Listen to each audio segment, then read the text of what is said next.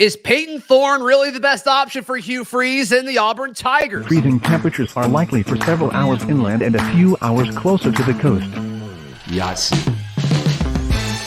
You are Locked On Auburn, your daily podcast on the Auburn Tigers. Part of the Locked On Podcast Network, your team every day. Yes, welcome on into Locked On Auburn, your daily Auburn Tigers podcast. I'm your host, Zac Blackerby, and thank you so much for making Locked On Auburn your first listen every single day. Joining me today, special guest JD PicKell, the man over at the On3 YouTube page. If you see any kind of video content with On3, it is JD typically serving up some delicious takes. And in fact, earlier this week, JD, you and I DM'd back and forth a little bit about it, but you were saying, hey, Casey Thompson should be the guy that Hugh Freeze is going after, not Payton Thorne. Now that it seems to be Payton Thorne, what are your thoughts on that? Yeah, man, it's really seeming more and more like we're just waiting for there to be some sort of Twitter graphic from somebody to say Payton Thorne's headed to Auburn. I'm going to kind of slow my roll here so I'm not too out in front of myself. But that's the way it's feeling right now. I think the logic behind bringing in a guy like Payton Thorne makes a lot of sense. Could offer you 2 years instead of the 1 year that Casey Thompson offers.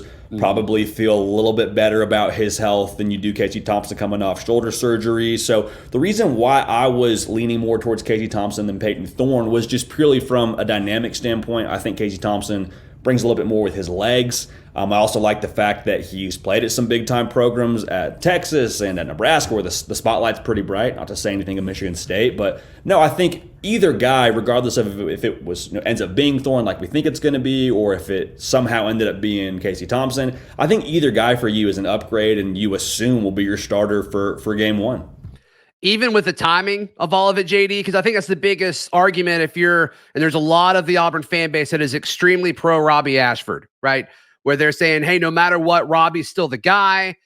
I'm not really on that side of it. I think whoever Hugh Freeze brings in, he's bringing him in for a reason, and that's part of the sales pitch. And the NIL funding behind it, I think, is pretty evident, the importance of kind of what you can kind of think this is going to potentially look like, JD. So you think regardless of who it is, it will be an upgrade in the favorite to start over Robbie? It's one of those things, go back to the old saying of, your actions are speaking so loud, I can't hear your words. We can talk about how it's going to be an open competition and how Robbie Ashford's going to get his shot. And I think that's probably all true to a degree, but they're not bringing in a Casey Thompson or Payton Thorne. I'll lean towards Payton Thorne right now. They're not bringing him in to sit here for a year, learn the offense, and then have a chance to compete next spring. Like whoever you bring in, you bring them in after spring ball with the assumption that they're going to have every chance in the world to be your starting quarterback for game one. So I think Robbie Ashford's a tremendous talent, and you hope he sticks around and he'll graduate in June of next year. But even with that being said, I really think that Payton Thorne, should he end up choosing Auburn, will be your guy game one. So you cover this from, you're talking about every type of offense throughout college football and how it impacts things.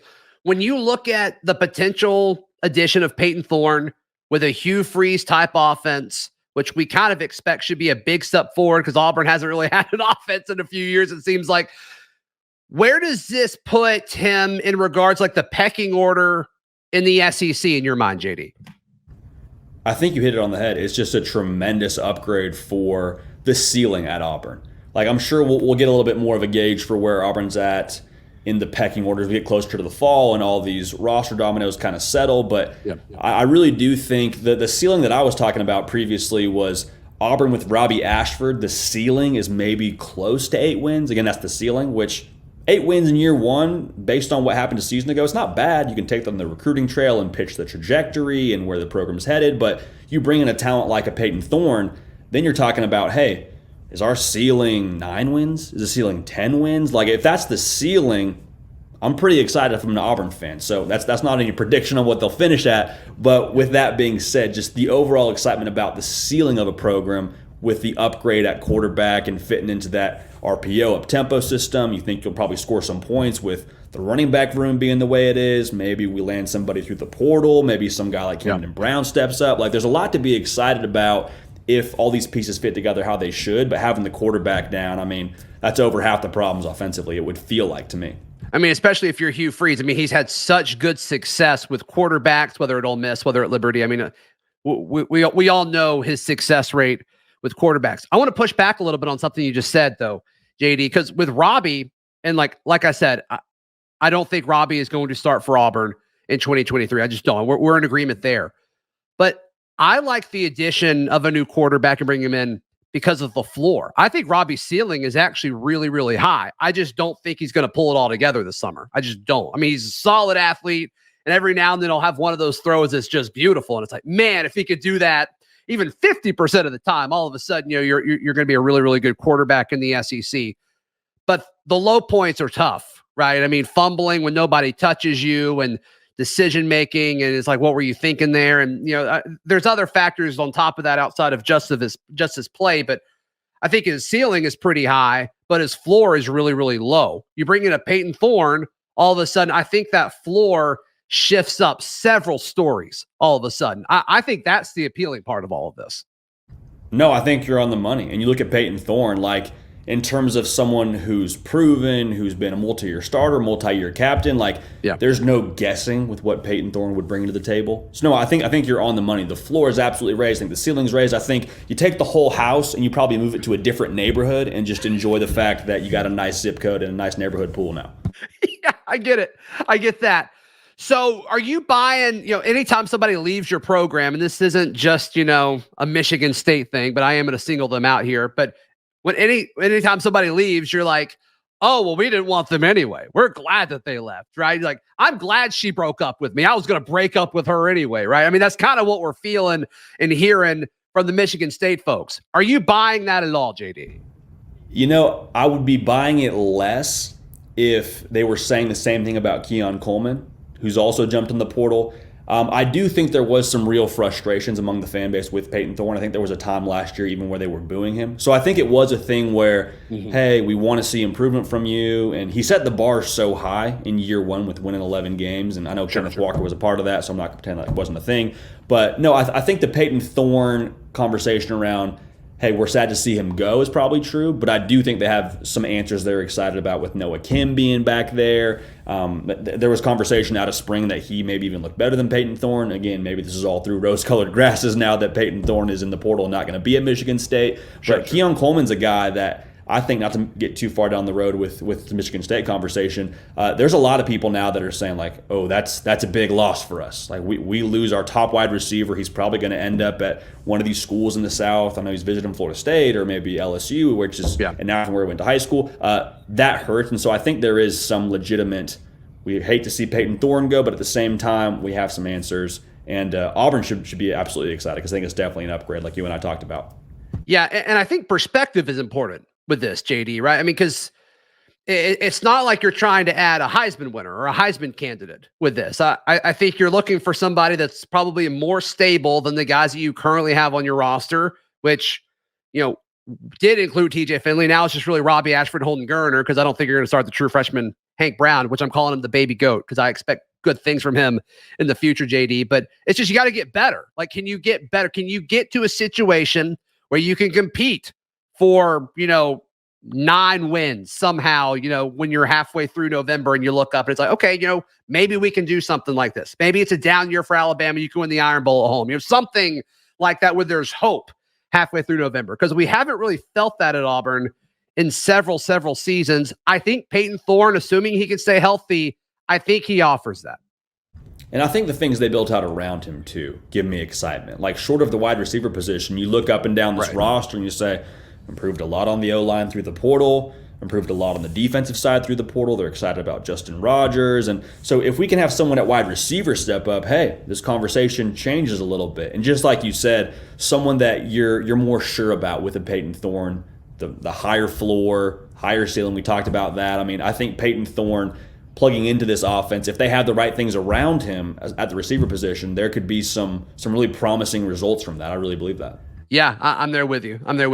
JD, I want your thoughts. I want you to get ready to kind of whip out a report card, if you will, and tell me what you think and what you would grade Hugh Freeze's job so far on the Plains. But first, this show brought to you by our friends at Built Bar. Built Bar is the best tasting protein bar ever. Every bar covered 100% in delicious, decadent chocolate. They're all around 130 calories with just 4 grams of sugar and 17 to 18 grams of protein, depending on the bar. They are all delicious. And normally, you've got to go to built.com and wait for them to arrive at your doorstep. That is no longer the case. You can go to your local Sam's Club, your local Walmart, and also several other grocery stores now carry Built Bar. You will not regret it. Check it out, built.com or your local store. And if you order online, Locked On 15 for 15% off your order. JD PicKell, our guest today. Hugh Freeze, has he done enough to get an A? Is it a solid B? Is it a B plus? I mean, it's got to be in that range, JD, right? You know, I was talking to my good friend Jingley about this a little bit as to, you know, how excited should I be about the way that Auburn's recruiting and where's this thing headed? And he and I essentially agreed, Hugh Freeze, we're going to find out what he is in the fall. But when I look at what he's done so far, I'll give him a B plus. If they land a Payton Thorne, I'll put him a lot closer to like, hey, email the teacher, see if you can get rounded up to the A minus kind of range. I mean, the 2024 class right now, according to our industry rankings here at On3, they've got a top 15 class, and Hugh Freeze has been there for like a cup of coffee and a couple winter workouts. They had a top 20 class with the same timeline essentially with him in the 2023 cycle, and they've got a top 5 portal class. So the name of the game, it seems like, for Hugh Freeze right now is like, let's get a new foundation here. Let's acquire the talent we need to get back to being competitive. Not to knock Brian Harsin, but the cupboard isn't necessarily stocked with everything that you can knock him if you want to. Everything that you need to compete in the SEC. And the SEC is a place where, you know, men lie, women lie, and y'all know this as well as anybody. The schedule will not lie to you. You'll find out really quickly what kind of talent you have. And so right now, give him a B plus, but landing Payton Thorne, that would put him a lot more into the conversation around maybe it's an A minus, and you feel a lot more excited about your chances in 2023. I mean, it's amazing how quick, and you guys at On3 do a better job of anybody as far as tracking the portal, but like, it's amazing how quick you can flip the roster now. 5 players from the 2019 class is all that's left. That's all that's left with this Auburn roster. 5 guys from 2019. And I think Hugh Freeze is okay with that. I think he likes the 5 guys that are there. I think they're all pretty much starters at this point, as they should be, because they've been there for a hot minute. But it's amazing, JD, that somebody can come in and flip the roster in 2 seasons.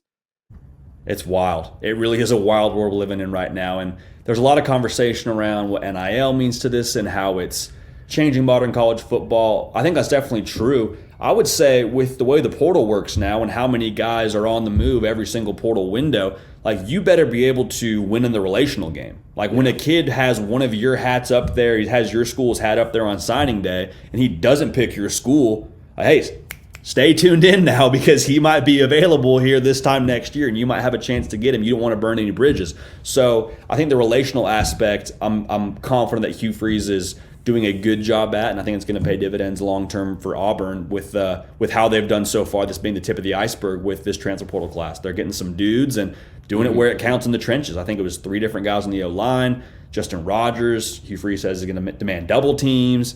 I believe it was Keys from Ole Miss is a guy they're excited about. So it's starting to kind of look a little bit more like that roster that you need, it sounds like, to win in the SEC in just the vicious gauntlet that schedule is. Yeah, and you touched on it when you talked about the pieces around Thorne if he were to come. And I'm with you. I like, other than wide receiver, I think the starters are solid. It's the 2 deep. You know, if somebody gets hurt in a few positions, like, all of a sudden, I think it really kind of changes the calculus of all of this. But the starting situation, I think, is really, really solid. And most of these guys are new, right? I mean, you look at the offensive line, 3 of the new starters will be transfers. 1 has a chance to be a true freshman. We'll certainly see. And then 1 guy, Jeremiah Wright, like, he never got the chance to start last year, despite being the best offensive lineman on the team. They just didn't want to start him because that's what the old staff did. So, I mean, there's a lot of this, though, where you're like, all of a sudden, you're like, okay, you can see his path to acquiring talent. Now the next step is you got to acquire depth. He's got plenty of scholarships to do this. He's got 5 or 6 scholarships as far as trying to build out this portal class now and finish it as they go into, you know, summer. And you're going to see a lot of guys grad transfer out, I think, over the next few weeks across college football. Can he do that? Can he make that pitch, do you think, at this stage of the year, JD? Because if you're transferring and you're being pitched, you're going to be a key depth piece. That's not enticing, right? Yeah, I think at that point, you're probably playing more the game of the guy that's going to transfer up. Like maybe it's that FCS offensive lineman or defensive lineman and pitching like, hey, we see talent in you. We see potential in you. Come to Auburn. Come be a part of the SEC. Put that nice AU helmet on and kick it here for a year. We'll get you developed. I promise you the meal plan is different than it is at the FCS level. It'll be a good deal. Just sit tight. I think that's probably more the game you have to play as opposed to going out and grabbing guys that are going to start day one for you outside of obviously Payton Thorne at the quarterback position. And we actually had Coach Freeze on the show not too long ago, and we asked him, like, hey, how long is it going to take for you to eventually get Auburn where you expect it to be?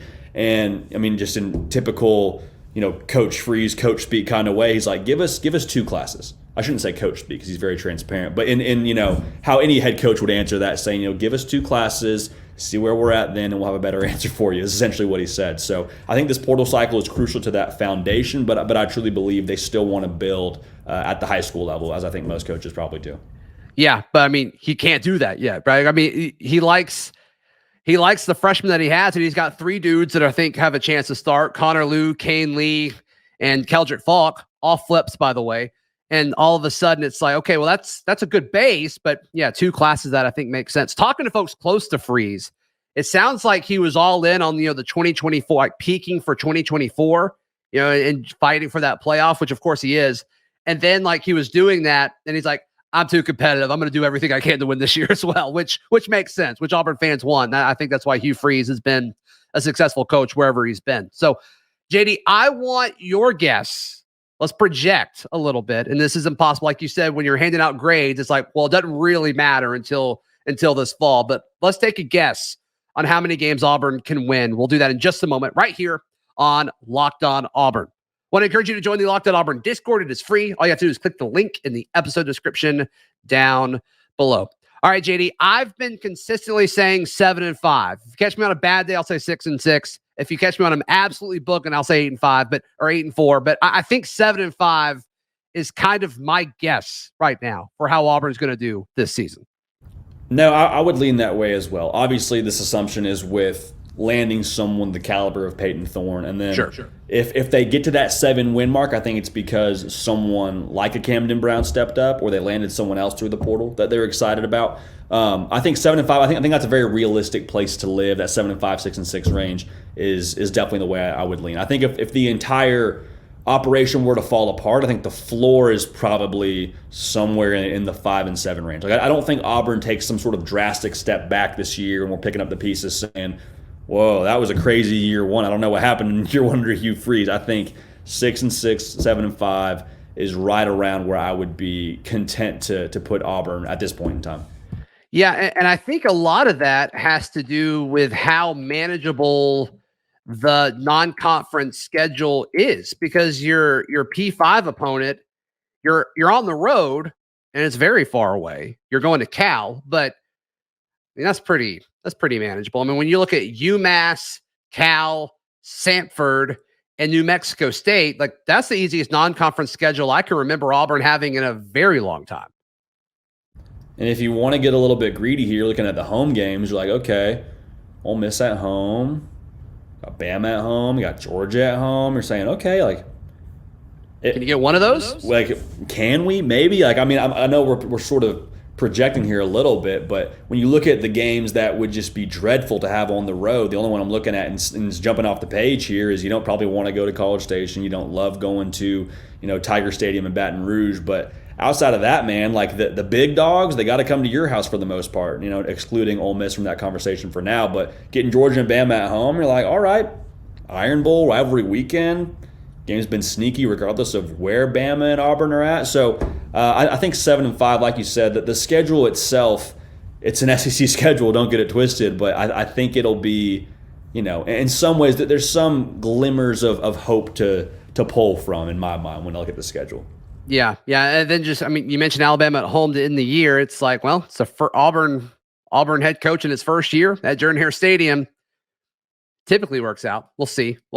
How down of a year is it going to be for Bama? A lot of people are saying that. I'm not buying it yet. I'll believe it when I see it. I feel like we've said that a million times and it's never really happened. But how close of a lock is Auburn going to Vandy in your mind? You said how close is a lock is Auburn going to Vandy? Mm-hmm. Man, I don't want to count the chickens before they hatch. I know Billy Napier and company would tell us that.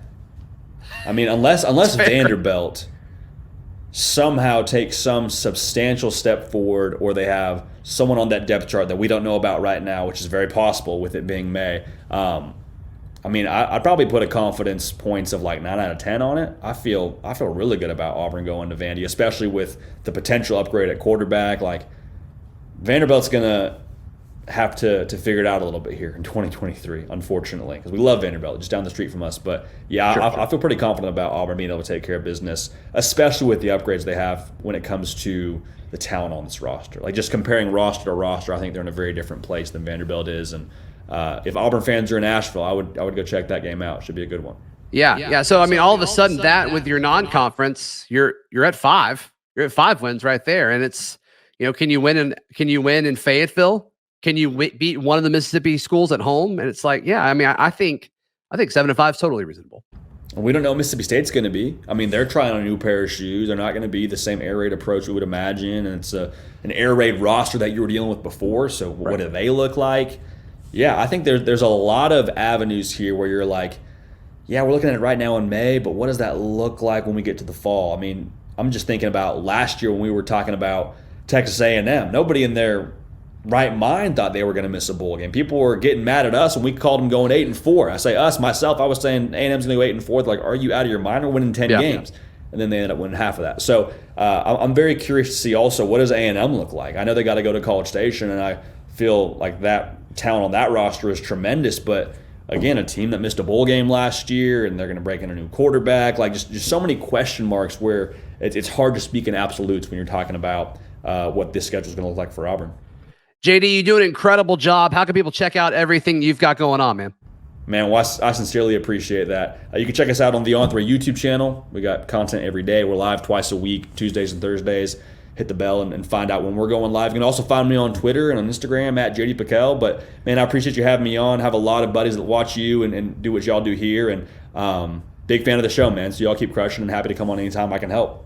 Yeah, I appreciate it. No, you'll definitely get another invitation soon. You can follow all my socials at Z Blackerby, and we will see you on Monday. This has been Locked On Auburn.